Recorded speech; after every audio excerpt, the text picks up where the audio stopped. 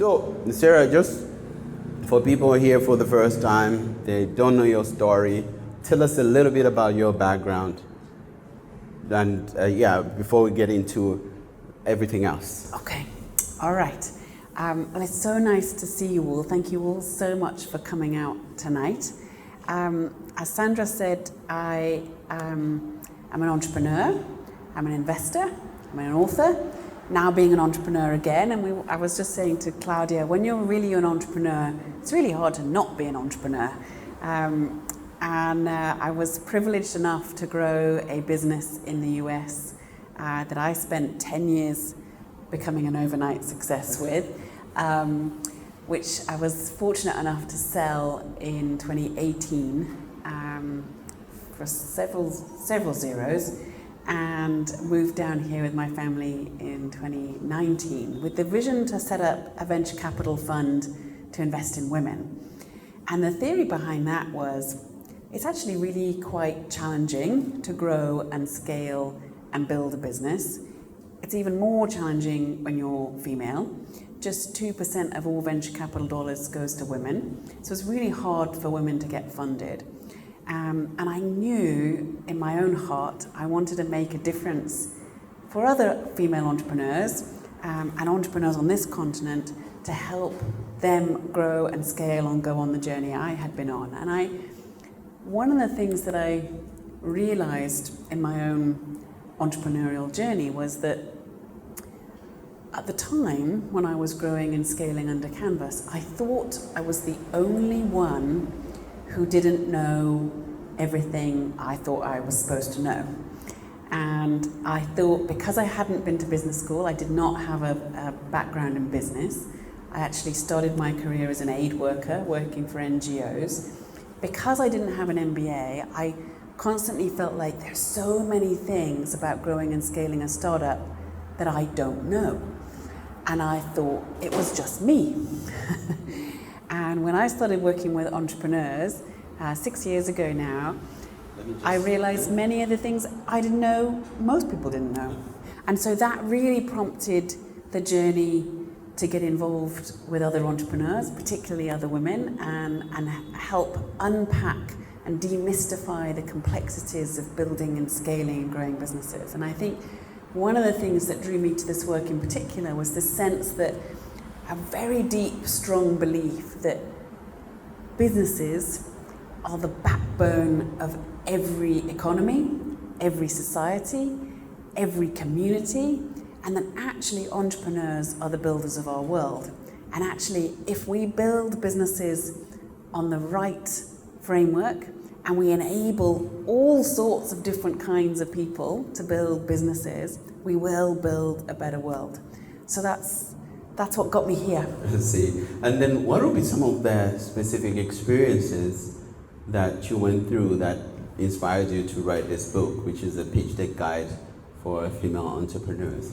Yeah, as I said, when I was raising capital for my own business, we raised a lot of capital while I was growing under canvas. But one of the things that I realized was I didn't know what investors were looking for. I didn't know how to present my business in a way that would be appealing to investors. And it was almost like feeling like there feels like there's a secret code, a secret language that's being used, which I don't know how to speak. I don't know investor speak. And I learned investor speak through the years of growing and scaling my company. But I realized that when I started working with entrepreneurs, actually that most people didn't know investor speak. I realized that talking to other entrepreneurs and being the investor sitting on the other side of the table, I suddenly realized, oh gosh, lots of entrepreneurs are not speaking the language I need to hear now as an investor. So I really wrote the book, Thinking Bigger, with this idea that I wanted to tell my own story of growing and scaling under canvas, and the stories and the challenges and the ups and the downs, the realities of building that business. But I also wanted to do it in a way that would help us demystify raising investment, help demystify what it looks like to build and scale a company, and unpack the rules of the game of what building and being investable really looks like. And in Thinking Bigger, you emphasize the importance of getting over self-doubt. Yes. What are some of the mindset shifts that women struggle with most, and how can they start reframing some of those? Yeah, as I wrote the book, for those of you who grab a copy at the end of this, that each chapter unpacks a page of the pitch deck. So when we think about pitching investors, we think about building a business. Each chapter is sort of founded on key concepts, key ideas, building blocks, if you like, to how to think about scale and growth. But the other thing that happened as I was writing it, and as I've spent more time with entrepreneurs over the last 6 years, has been, it's not just necessarily knowing all the head knowledge that's important. Some of our own thinking actually can get in the way of helping us be investable and helping us build the kind of businesses that maybe we actually really want to build. And so I discovered from the introspection of my own life and through working with many female entrepreneurs, there's a whole series of mindsets that can trip us up. And actually, I am now of the belief that our mindsets are maybe our biggest hurdles. It's easy to think that capital is the biggest hurdle. If I just had this money, if I just had that, this problem was just solved, my business would be flying. And actually, I think the real reality is actually what's in between our ears, actually what's in our heads is a much bigger problem than maybe we would ever think it is, and a much bigger problem in trying to grow and scale businesses. You also outlined the metrics that matter. You know, what are those metrics that entrepreneurs should think about, and which ones are surprising for founders? Oh, there are so many metrics that matter. There's a whole chapter in the book, folks. But I think some of the surprising things, I think as an entrepreneur, we forget to put ourselves in the other seat. When you're pitching your business, we often want to just tell people all the great things about your business, and we expect people to just get it and to be as excited about our businesses as we are as excited about our businesses, without doing the work that says, and without really remembering, investors are looking for financial return. And as obvious as that is, 95% of entrepreneurs will forget that fact. Yeah. And they will forget that fact because we won't tell investors any kind of information that would give them any kind of indication as to thinking about what this investment might actually look like for them, how they might get their money back, how much money they might actually make, and having some kind of sense of, this is where this business is going, here's a model. 9 out of 10 entrepreneurs will not have modeled out their business for 5 to 7 years with projections of thinking about, this is what this business could do. 9 out of 10 will not have thought about, what might my business look like in 5 to 7 years from now. Now, I know, and you know, super hard to imagine what your business might look like in 5 to 7 years from now. But I will say this, and this is maybe the surprising part. If you cannot imagine it, if you cannot visualize it, if you cannot put it down on paper, you cannot make it happen. It's really that simple. So you have to start thinking about, okay, here's where we're at today. This is our revenue today. These are our operating costs today. This is our net income / loss. on the bottom end, but now I know, okay, if we do this many sales and we sell this many products or have this many clients or this many services or this, you know, there's a formula in there, right? It doesn't have to be a complicated formula, but there has to be some kind of formula. So do we understand our own formulas? Again, 9 out of 10 businesses will not understand their own business formula. Business formulas do not have to be complicated, but we do have to understand this is how we make money. This is how we get to break even. This is how we get to profitability. This is how we get to building something that does $1 million a year. This is how we get to something that does $1 million in profit a year. And here's what that looks like. And being able to have some sense of this is what my formula could look like and this is what could happen. And in the early days of the business, you are figuring out your formula. Most of us spend several years figuring out our business model. That's called finding product market fit. Figuring out a sustainable, viable business model that actually has potential to scale. You can't scale your business until you have a business model that actually works. And you don't have to be profitable for your business model to work, but you have to understand it.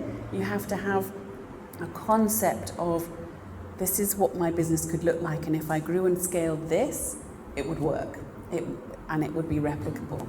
So do we understand what something could look like, and do I understand enough about the metrics and the matrix of my own business today to think about if we did more of that, what would that look like?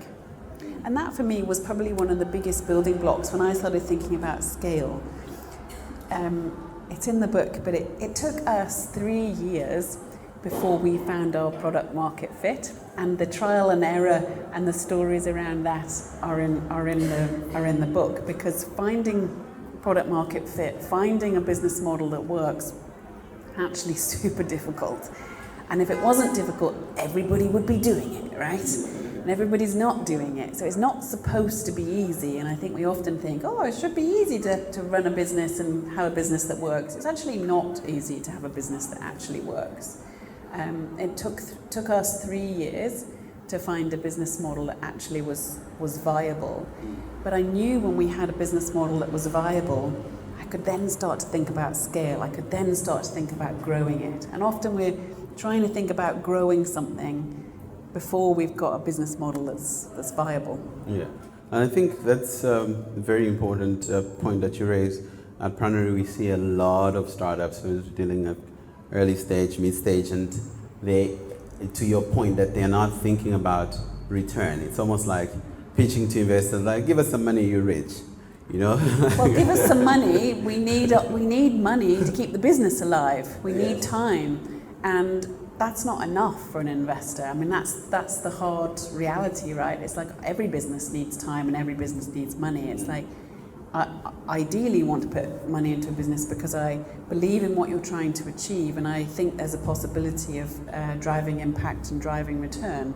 Yes. And for most investors, they're thinking the same way. Yeah, and particularly from my experience that in South Africa, there are a lot of funding institutions for different types of businesses, whether it's starting from not-for-profits, early stage, youth, BE, all the different forms.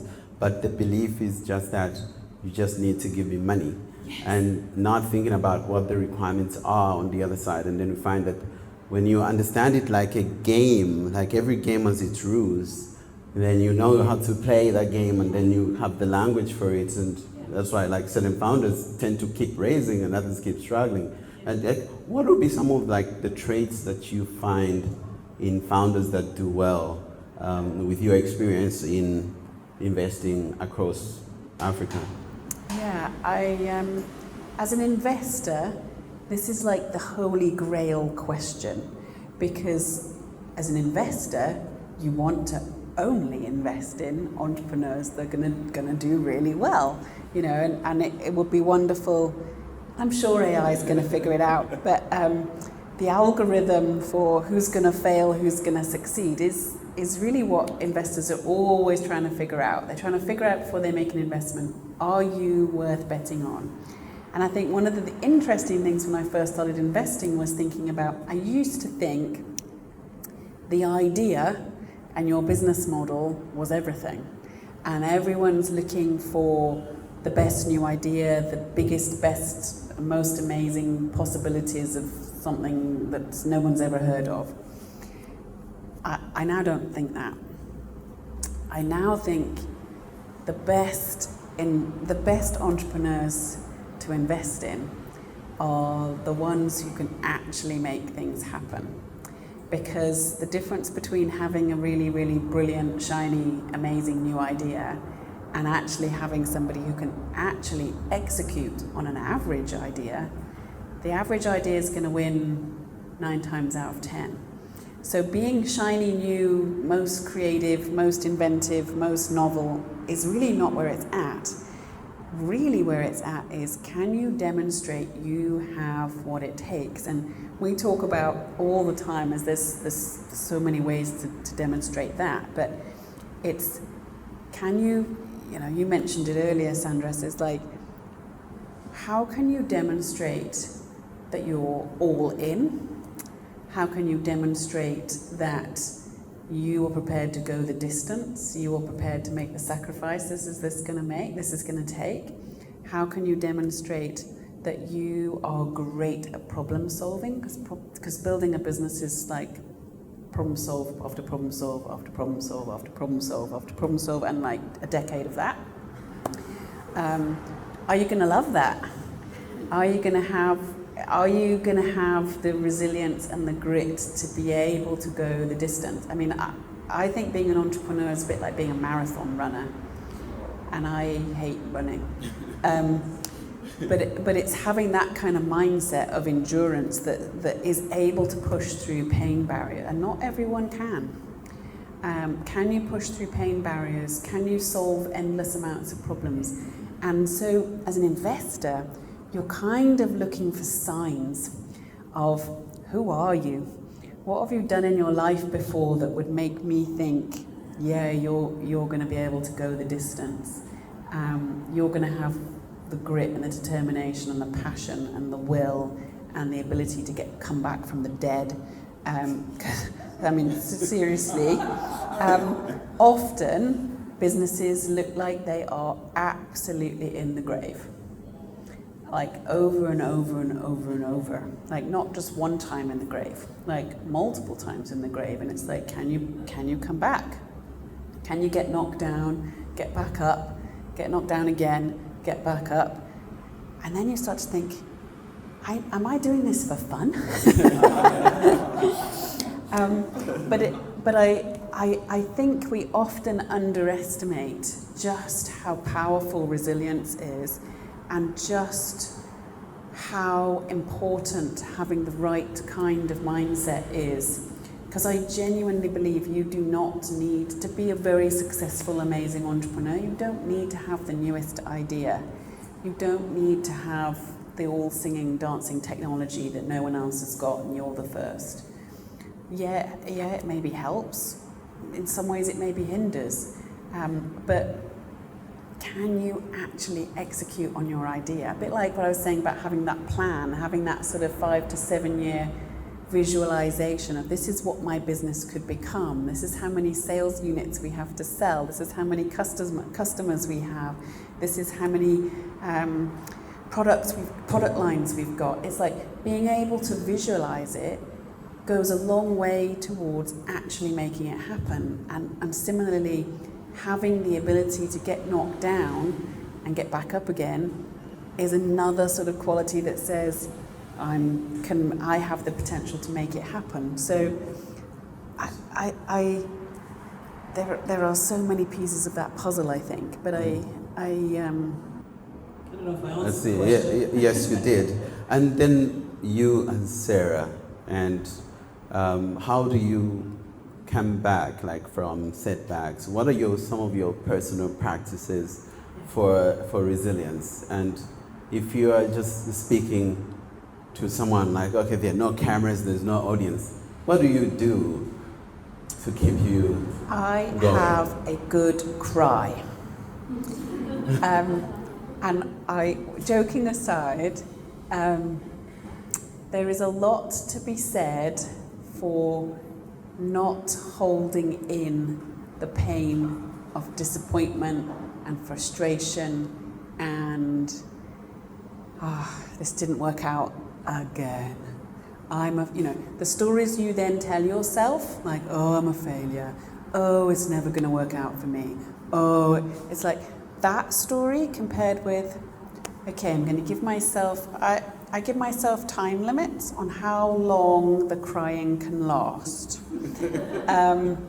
And then I give myself a little slap around the chops and I say, okay, let's get back on the road.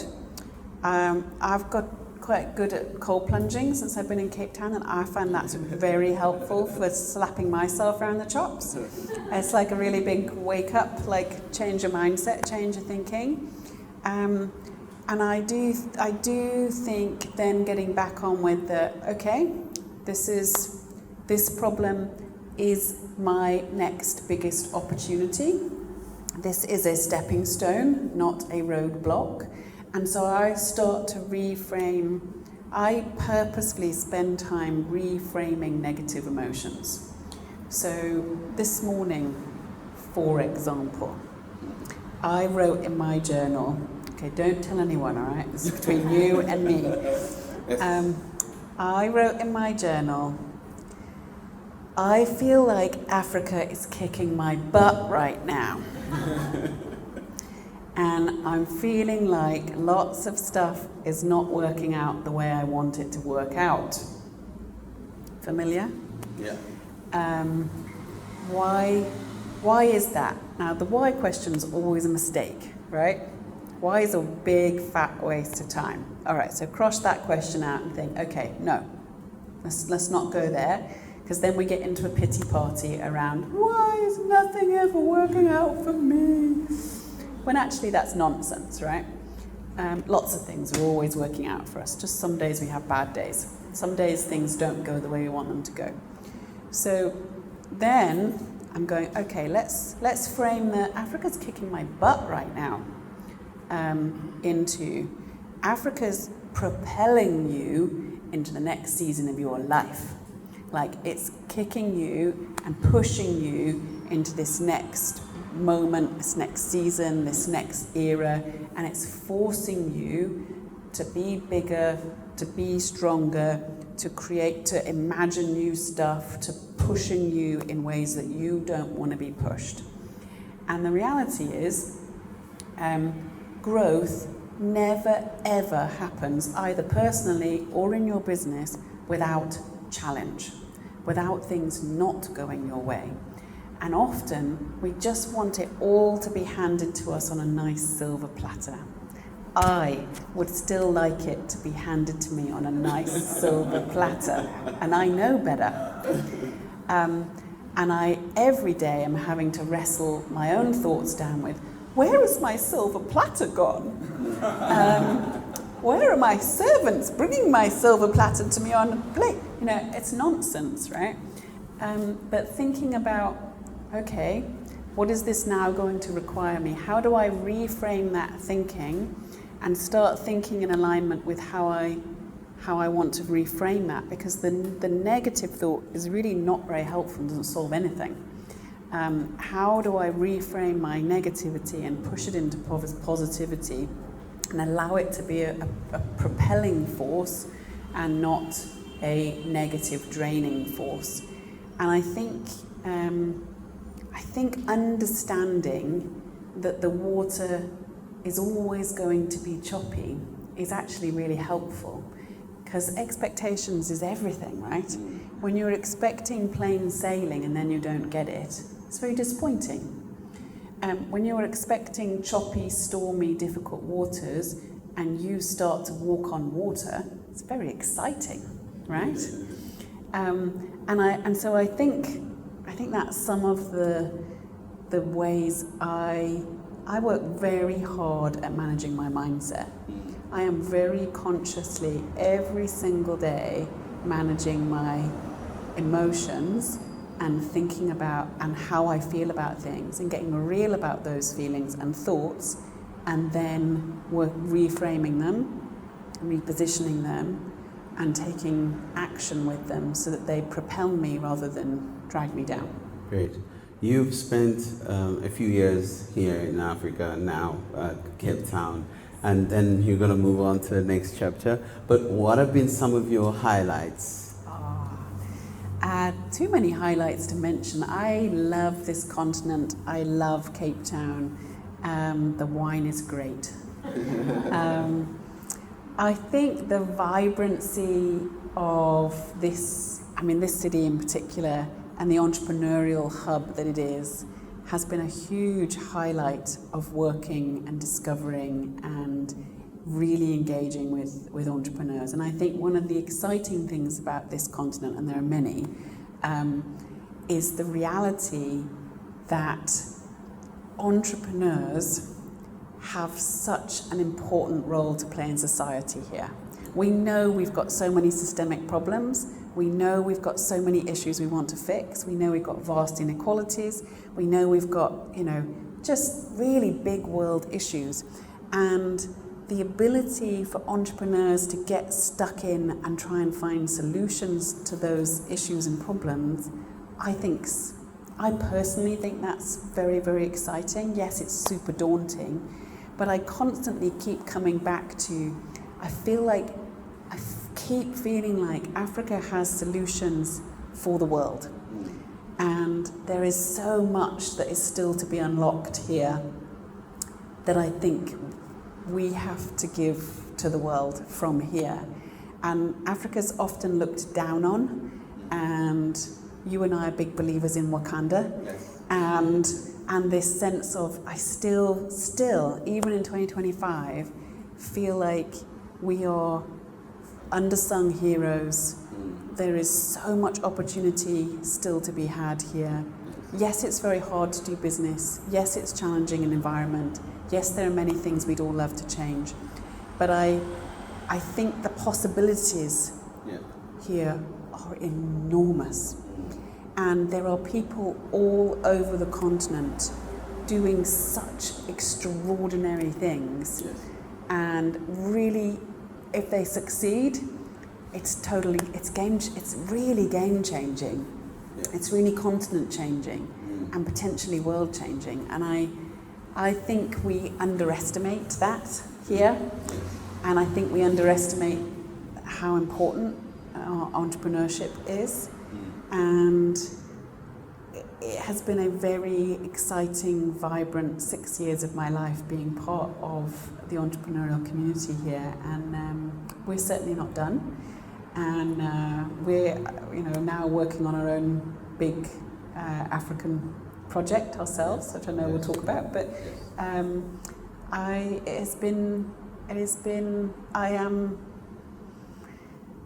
Africa. I feel like Africa, as well as kicking my butt, I always feel like Africa likes to break my heart, and it's also partly because I fall in love so much. Yeah. And as you can tell, ladies and gentlemen, I am a big feeler. I think the extraordinary people and extraordinary things that people are doing here, it makes it always hard to walk away from. I think and life is, if you look like me, life is very privileged here, and that's certainly hard to give up, along with the wine. But there's been amazing highlights. Brilliant. And you're right in terms of great work that's still being done. You're doing amazing work. There are people like Christoph from Africa Arena who's here doing amazing work, and there are a lot of other people in this room who are doing amazing work on the continent. And I think these stories being told more, it's very important. Yes. I spent a week in Silicon Valley, I go every year, but still it's when we're talking, for instance, different companies there, they say we support startups or we want to work with this, and say, oh great, can I be even a request like, can we be a reseller for you in Africa? I'm like, Africa, no. We're looking at Europe, North America, Asia. We're trying to help you sell. Like, no. They like almost don't look at Africa. Yeah. Then when it comes to actual investments, again, it's like, we don't really know what's happening. Yeah. And many have said, like, we want to see a lot more exits. And then they're like, again, mixed story. Egg, yes, right? Like, how do you have an exit if not putting in money, right? Money, yeah, absolutely. And then also, like, if there's one story that's negative, then that's the one that gets blown out of proportion, and almost like it's always just fear mongering. But so, what would be like some of your on the investment side, like, well, some of the highlights or some of the great things, the great opportunities? If somebody is from the US and is listening to you compared to listening to me, like, what would you tell them? Well, there have only been so far 22 Africans that have built unicorns, and the unicorn is a company valued at $1 billion. There have been 22. You and I probably know at least half of those personally.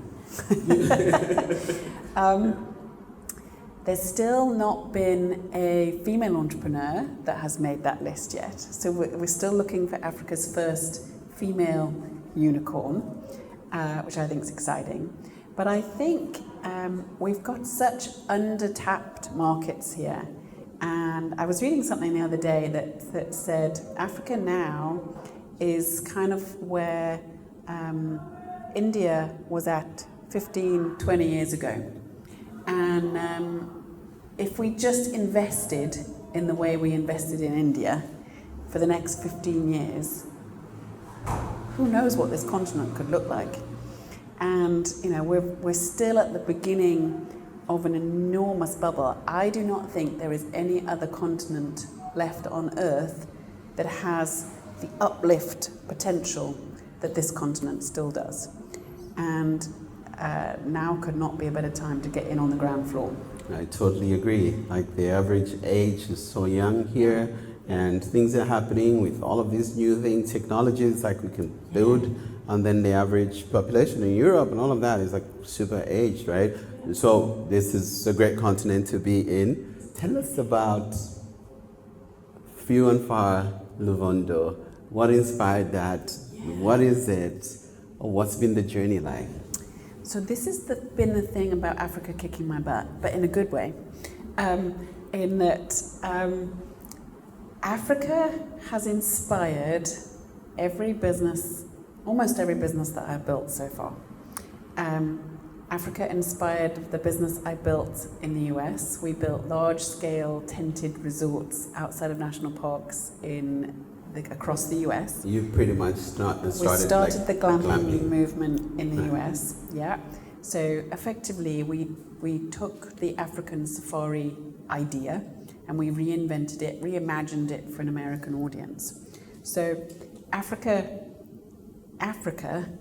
created a $100 million business in a different continent. Similarly I'm obviously hoping that our second travel business will also do well. But Africa has also inspired this business in a different way, in the sense that over the last 5 years, I have started thinking about not just how do we build sustainable companies, but how do we build regenerative companies. And for me, the difference is sustainable businesses are the idea that this business does no harm. This business does no damage to the planet, no damage to people. It's just it's like a do no harm scenario, right? When you try and build a business that's sustainable. Most businesses in our world today are still striving to become sustainable, and often are a long way off from being sustainable. But as I've worked with African entrepreneurs over the last 5 years, I've realized the conversation is not really about how do we build sustainable businesses. It's really about how do we build regenerative businesses. And that for me is the difference between not just not doing any harm, but how does this business exist to actually do an extraordinary amount of good?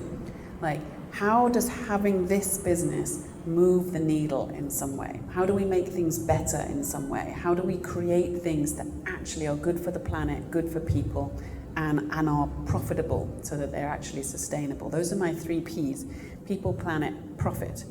Any one of those 3 legs of the stool is out of whack, I think your business is going to fall over. I think you have to have people, great people who are looked after, whether that's customers or employees. You have to have profitability, because without it you're going to go bust. And we have to take care of our planet. So how do we build businesses? And many entrepreneurs in this continent, far greater quantities of entrepreneurs are thinking regeneratively on this continent because of many of the struggles and the challenges that we have here. And how do we have a business that actually does good, actually moves the needle, actually changes things? And that inspired me to think, okay, how would I build, what would my next business look like if it wasn't just sustainable? How would I build a regenerative business? Because I love the travel space and because I know it very, very well, we've launched a new travel company called Few and Far. But this time I didn't just want to be a travel company. I wanted to be a climate company at the same time. So one of our first projects that we have been working on for the last 3 years is up in Limpopo, very near the Zimbabwean border, about an hour south of the Zim border, and working on 100,000 hectares of pristine wilderness that has biodiversity that is more dense than even the Amazon. Now, did you know in Limpopo there was 100,000 hectares that is pretty pristine, an area that nobody even knew about, that is UNESCO Biosphere awarded, but at the same time is under huge threat from coal mining, but has the biodiversity density of the Amazon. Who knew? And so we're working up there. We've created a beautiful 5-star hotel, lodge, eco lodge. You're all welcome to come. And are working on a carbon project to restore and regenerate about 50,000 of those 100,000 hectares to rewild and sequester more carbon out of the atmosphere through those acres. And I think one of the exciting things for me about that is that the possibility for carbon sequestration on this continent is greater than any other continent on the planet. And because we still have very, very large scale rural areas, we have a lot of rural people still living on, subsistence farming often, or grazing cattle willy-nilly. If we learned how to manage land differently, and we are thinking about this project as how do we think about expanding it from 100,000 hectares to 1 million hectares, and creating partnerships with communities to help them navigate grazing differently, farming differently, managing land differently, and getting paid to do it.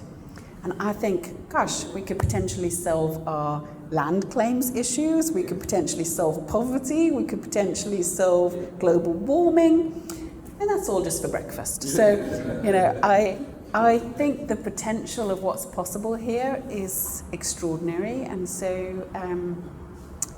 we are thinking about, okay, how do we do more projects like this that have have scale, have size, have significance. It's really hard to do carbon projects on small areas of land, for example.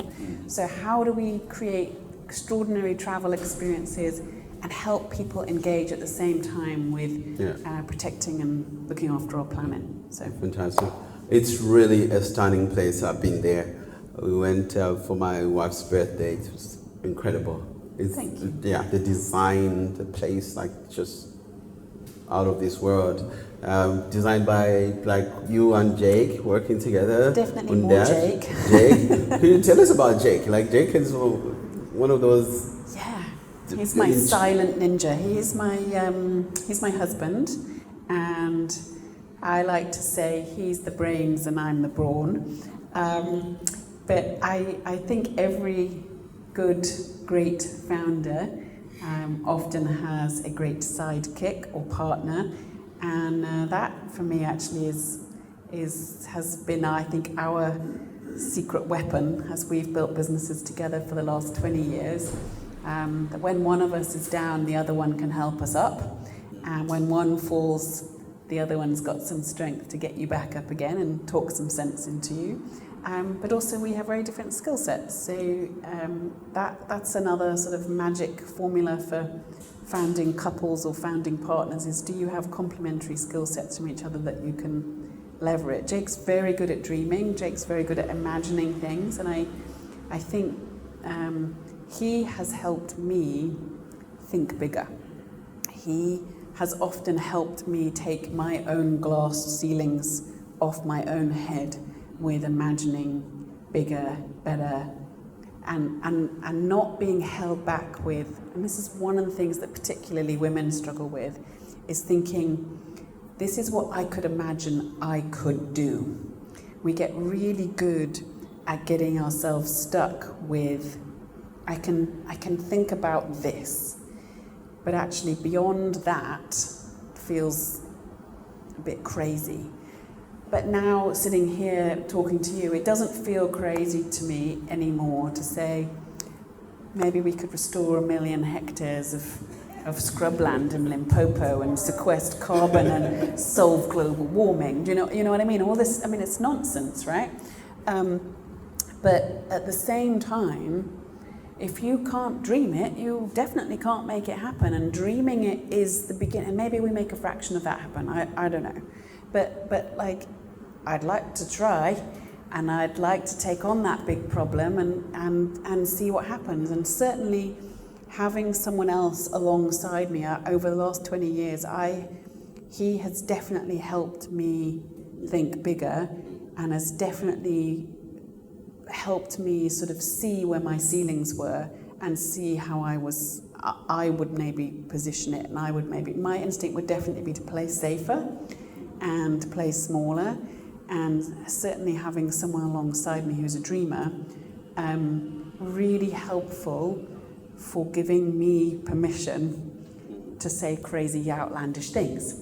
And what I have learned about being female and not being alone in this is that we do definitely like to be more realistic. We definitely like to not bite off more than we can chew. And typically, obviously I'm generalizing, ladies and gentlemen, but it's often easier for men to say outlandish things and to have crazy big ideas, and often then need a make it happen person to help them make it happen. And it seems to be more natural and more normal, probably because of the way we've been conditioned, like for hundreds of years. It didn't happen yesterday. It's been happening for a long time. But that there is freedom of thinking that doesn't exist for women, and that's one of the gifts my husband's been to me, is being able to help me see that differently and take some of the railings off in the way that I would think. He's done that for me as well. Exactly. Yeah, exactly. It's really helpful like that. Yes, it's been like, there's certain places and certain people that I miss, which is like so mind-blowing. To give an example, I was at UC Berkeley, and then you go, they've got parking lots for Nobel laureates. Just Nobel Prize winners. Like, only these people are going to park here. And then we're taken to this physics department. Like, if you watch the movie Oppenheimer, it's like, oh, this is where Oppenheimer was working, and Einstein, and like, whoa, like, and then the other moments when I feel like that, like when I'm talking to Jake. Like, Jake's thinking is like, we're gonna build this, we're gonna do this, and it hasn't been done before. Then he says, okay, we need to find a way of doing it, and he starts building, he's engineering these, designing those cable cars that you're building at the lodge. Like, they haven't been done anywhere in the world. Nope. And then he's building that, and then if you look just even on the pictures, you see these beams, like curved beams, like they're just incredible, they're massive. And we couldn't get them done, then we had to just build them. We built them. Like, it's one of those, like, whatever you kind of like imagine, you can also build, which is like an incredible partnership that you've got, and you both just are go-getters, executors, big dreamers. So thank you for always just inspiring us and helping us think way bigger. And thank you for that wonderful book that you've written, which is Thinking Bigger. You are demonstrating that, like in pretty much everything you do. So thank you very much. A big hand for Sarah.